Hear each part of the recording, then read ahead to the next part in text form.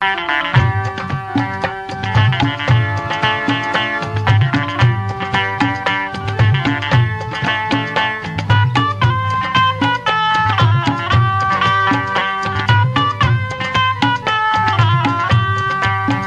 Collector ने permission नहीं दी international Buddhist conference को, उसी कलेक्टर के छाती पर चढ़कर उसी कलेक्टर भवन में संपन्न किया गया कल का बुद्धिस्ट इंटरनेशनल कॉन्फ्रेंस का। मनु आदि दलीप पहले भी घातक थे, आज भी घातक है। मिशन के लिए तो घातक है ही, समाज के लिए सबसे बड़े घातक है।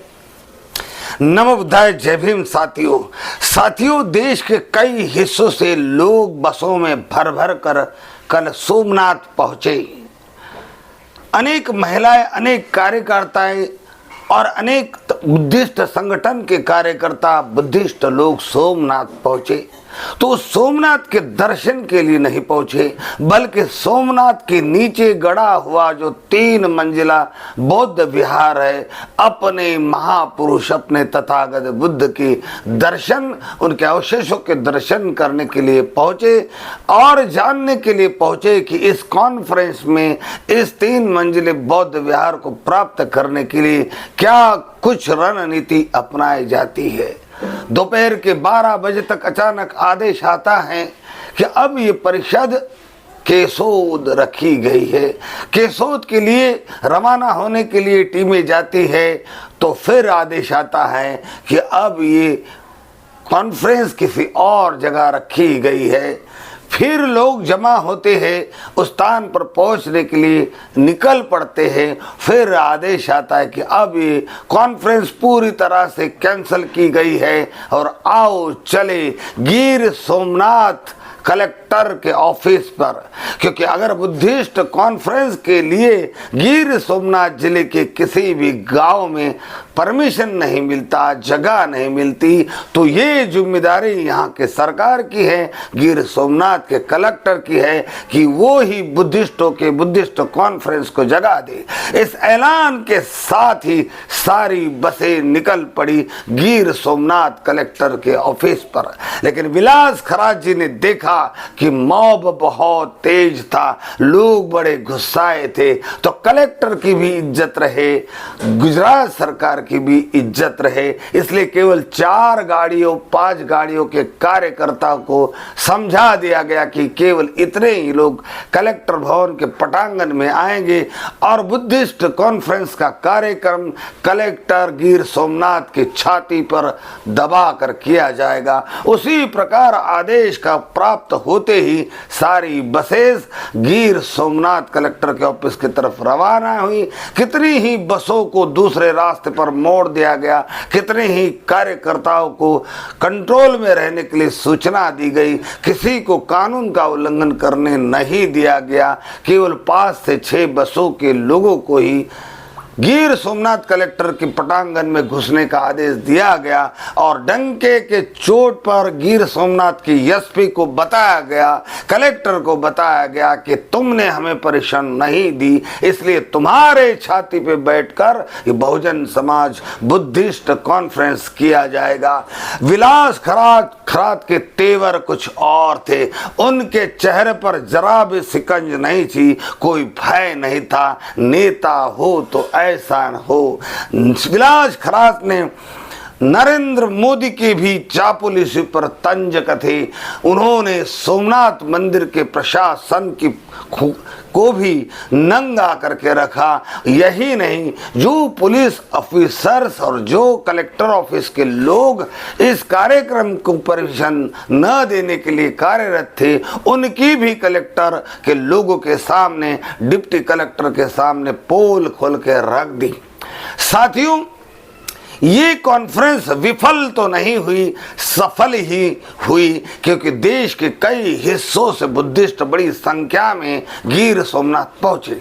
ये कॉन्फ्रेंस विफल नहीं हुई, इसलिए नहीं हुई कि जहां परमिशन नहीं मिली तो उसी गिर सोमनाथ के कलेक्टर के पटांगण में उन्हीं के साधनों पर, उन्हीं के खुर्ची पर, उन्हीं के मंच पर बैठकर विलास खराज जी ने इस कॉन्फ्रेंस को अंजाम दिया।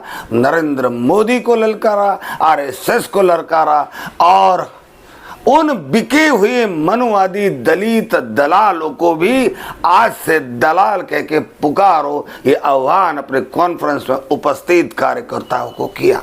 साथियों, डॉक्टर बाबा साहब अम्बेडकर जब कार्य कर रहे थे तब भी ये दलित दलाल, मनुवादी दलित दलाल उनके आड़े आते थे। कांशीराम जी ने भी जब मूवमेंट उठाई तो ये मनुवादी दलित दलाल तब भी उनके आड़े आए और आज सारे देश भर में वामन मेश्राम जी ने जो मूवमेंट उठाई है उस मूवमेंट के आड़े भी ये मनुवादी दलित दलाल आते हैं। साथियों, मनुवादी दलित पहले भी मिशन के लिए खतरा थे, आज भी मिशन के लिए खतरा है और हमेशा ये मनुवादी दलित दलाल समाज को खतरा बने रहेंगे। इसलिए मनुवाद का सफाया करने से पहले हमारी सबकी जिम्मेदारी ये बनती है कि जो मनुवादी दलित दलाल हमारे बीच में छुपे हुए हैं उनको खोखला किया जाए, उनको जड़ों से काटा जाए, उनको नंगा किया जाए, समाज के सामने उन्हें प्रस्तुत किया जाए कि ये है खतरा, ये मनुवाद है, इनके कारण समाज पर जुल्म होते हैं, ये मिले हुए हैं, ये गद्दार है। जब तक हम निर्भय होकर इन मनुवादी दलित दलालों का सामना नहीं करेंगे तब तक दलित समाज के मिशन को, बहुजन मिशन को लगा हुआ ये कैंसर का रोग कतई खत्म नहीं होगा।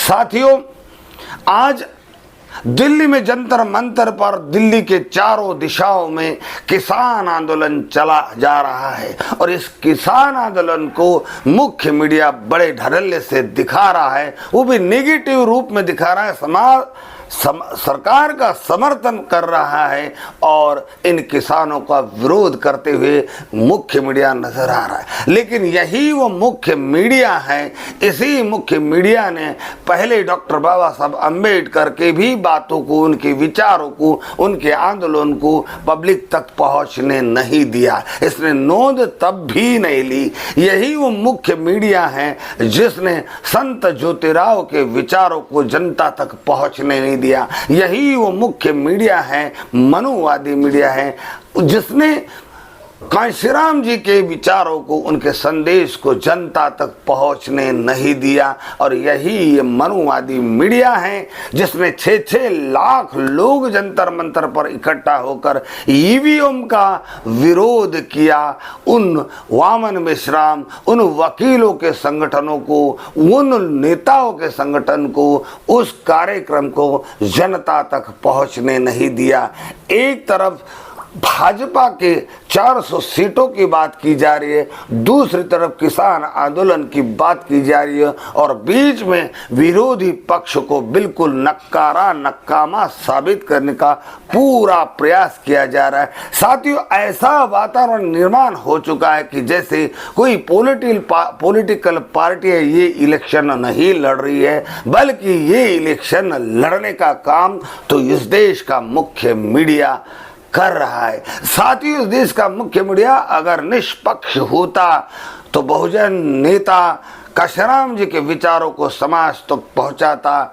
ये मनुवादी मीडिया अगर निर्दोष होता, निष्कलंक निष्पक्ष होता तो 6 लाख 7 लाख लोग जंतर मंतर पे इकट्ठा हुए ईवीएम हटाओ के आंदोलन को जनता तक पहुंचने देता। लेकिन ईवीएम हटाओ, लोकतंत्र बचाओ, इस आंदोलन के बारे में मुख्य मीडिया चुप है। साथियों, ये केवल किसान आंदोलन दिखा रहा है और हर जगह शासक वर्ग, शासक पक्ष की ही बात कर रहा है। ये लोकतंत्र के लिए बहुत बड़ा खतरा बना हुआ है और दूसरी तरफ दलित दलालों को खरीदा जा रहा है, उनको फुसलाया जा रहा है, बहलाया जा रहा है और बहुजन आंदोलन की कमर तोड़ने का प्रयास किया जा रहा है। मैं गिर सोमनाथ जिले में जिन जिन दलित कार्यकर्ताओं ने बुद्धिस्ट कॉन्फ्रेंस को रोकने का प्रयास किया, उन पर धिक्कार करता हूं, इन पर निषेध लादता हूं, इनको कहता हूं कि आप चूड़ियां पहनो।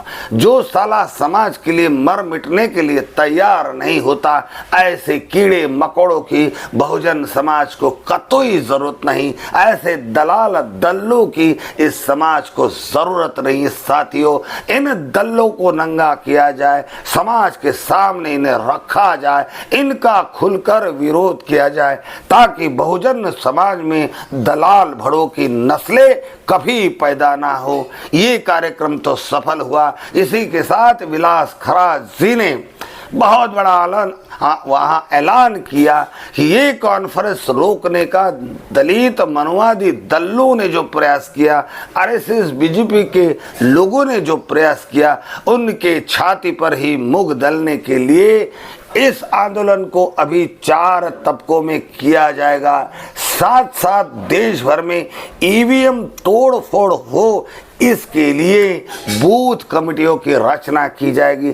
साथियों, ये वही वामन मेश्राम हैं जो लोकतंत्र बचाने के लिए लड़ रहे हैं। ये वही वामन मेश्राम हैं जो संविधान बचाने का सही मार्ग से जाकर आंदोलन कर रहे हैं। ये वही वामन मेश्राम है जिन्होंने आरएसएस के दफ्तर पर हजारों लाखों कार्यकर्ताओं को लेके जाने की हिम्मत की। इतना हिम्मतबाज नेता आज हमारे साथ है, इतना जागरूक और परिपक्व संगठन वामसेप का आज हमारे साथ है, और संविधान, लोकतंत्र और समान आत्मसम्मान का आंदोलन आगे बढ़ाने के लिए मैदान में है। उसके बावजूद भी अगर बहुजन समाज के लोग, दलित समाज के लोग, डॉक्टर बाबा साहब अम्बेडकर को मानने वाले बहुजन आंदोलन से जुड़े हुए संगठन, अगर वामन मेश्राम जी, विलास खराज जी, वामसेप के ईवीएम हटाओ, लोकतंत्र बचाओ, इस आंदोलन में जुड़कर